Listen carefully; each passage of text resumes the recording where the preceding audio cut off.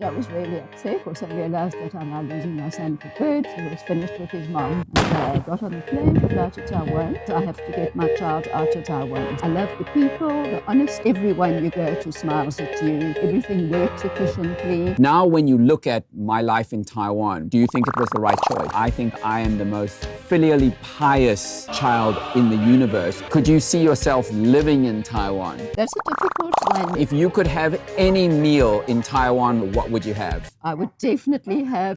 A few moments later. 嘿，大家，我是 Justin 教授。今天有个特别的来宾，就是我的妈妈。问她关于她第一次来台湾，然后还有她对我去台湾是怎么样。Justin was 20 years old when he decided to go to Taiwan. He had just finished. Wrong. How old was I when I decided to go to Taiwan? Maybe when you were 16, 17? I'm quite old, so I don't remember. Maybe he was 13. What did you think when I said that I was going to go to Taiwan? I was a little bit worried and apprehensive because I didn't know much about Taiwan. I knew he was very into his Eastern martial art. And I thought, well, it's good for him to go for 3 or 4 months. I'm sure he won't stay long. That 3 or 4 months turned into about 31 years. When I first went to Taiwan, I was 20 years old. Do you remember what happened? Justin was very naughty. He arrived in Taiwan, like obviously 2 days after he left, never bothered to let me know that he had arrived safely. So when it got to 2 or 3 or 4 days after he should have arrived, we were all very, very worried and convinced that he had been kidnapped. We didn't know what was going on. Through much detective work, I finally tracked him down in Tainan. Needless to say, I was not very happy with him. I was very happy that he was safe. I was very angry that he didn't let me know where he was. How long did it take for you to find me? I think it took me about a week. It was 2 weeks, yeah. Okay. But now in those days, it was 1991. We didn't have internet. Not a good excuse. Not good enough. After I'd stayed there for a year and then I came back to South Africa and I told you I was going back to Taiwan.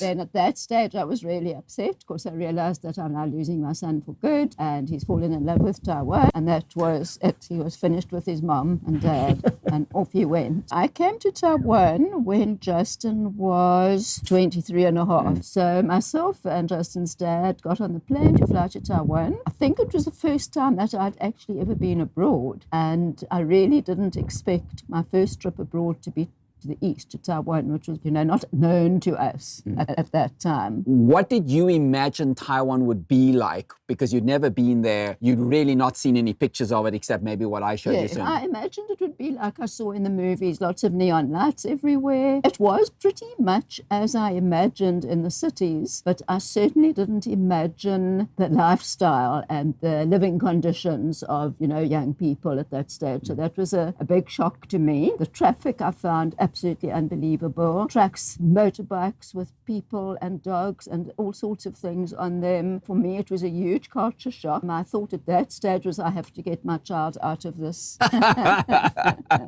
When I got there that time, I was very young and I was teaching and earning a little bit of money. So I was living in a 大家都应该知道那个时候是国宅，其实是我们真的说是普通，非常普通的公寓。你们看我们在南非的生活的方式，那个时候就是家里都蛮大的，有游泳池，所以真的跟台湾差很多。Your first time to Taiwan was a bit of culture shock. What did you enjoy about Taiwan? We definitely enjoyed traveling out to the countryside. I remember Justin took us to a place called Kenting, which I loved. It was much more Western. I think I felt more comfortable there. I loved the people, the honesty, the friendliness. South Africa doesn't have a very good track record for honesty. Our people are very friendly, but I think it takes a lot to beat the friendliness of Taiwanese people. And being able to walk down the road at 10 o'clock at night. Justin's sister at that stage, I think, was 12 or 13 years old. She could walk down to the video store. So the safety aspect was fantastic. I remember leaving my wallet on a table at one stage at a restaurant we had been to, and someone came rushing down the road to me, wallet, wallet, wallet, or whatever you would say for wallet. Peep-out, In South peep-out. Africa, you would not see your wallet for love or money if you left it on the table in the restaurant. That was your first trip to Taiwan. And then, of course, you came back to South Africa and I stayed on down in Taiwan. A 20-year-old boy gradually got older and older. I think I've been to Taiwan total of 5, maybe 6 times. I came when you were 23. Now that you've seen Taiwan over these 30 years, the last time you were there was about 3 years ago when I got married to my beautiful wife. Now, what was your impression on the last time you went to Taiwan? Right, so completely different to my first encounter with Taiwan. Very,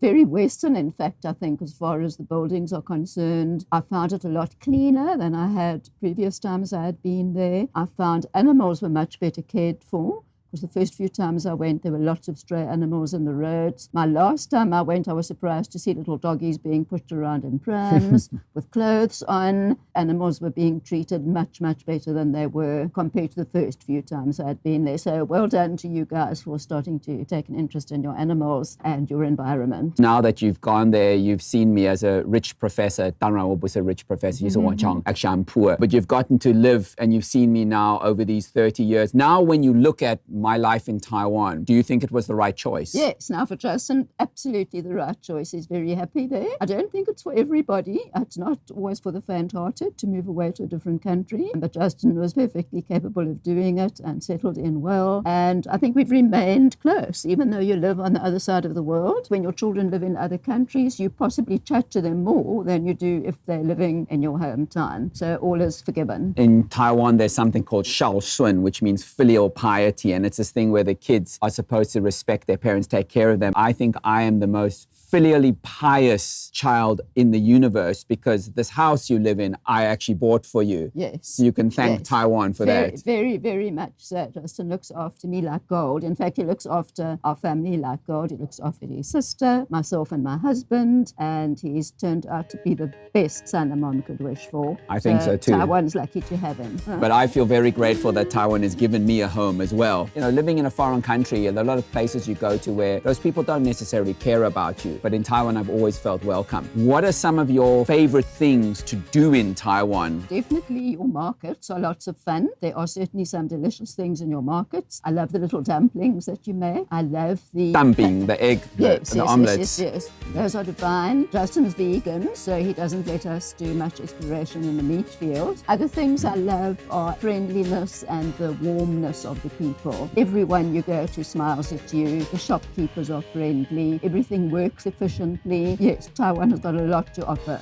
I love Taipei. I love that National Palace area. I could easily myself living in Taipei. Very vibrant, not as busy as I actually expected it to be. I think Taipei is lovely. I especially love that mountain. A lovely trip up the mountain on the cable car. And I just think that whole area is very, very pretty. Could you see yourself living in Taiwan? That's a difficult one. Yes, I could live there, but I would have to have a major mind shift because in South Africa, I think I've just shown you a little bit of our home. We have a large garden. We've got a large outside area to sit in. You can go for a short drive and be at beautiful beaches. So there would be a lot that I would miss, but I could make a home there considering that my son and daughter-in-law are there, definitely. If you could have any meal in Taiwan, what would you have? I would definitely have your beef noodle soup, which is delicious, especially when it's got coriander sprinkled on it, and a lovely little restaurant near to my son's home that made us delicious beef noodle soup. For dessert, I would go off to the market and have a banana pancake with my daughter-in-law.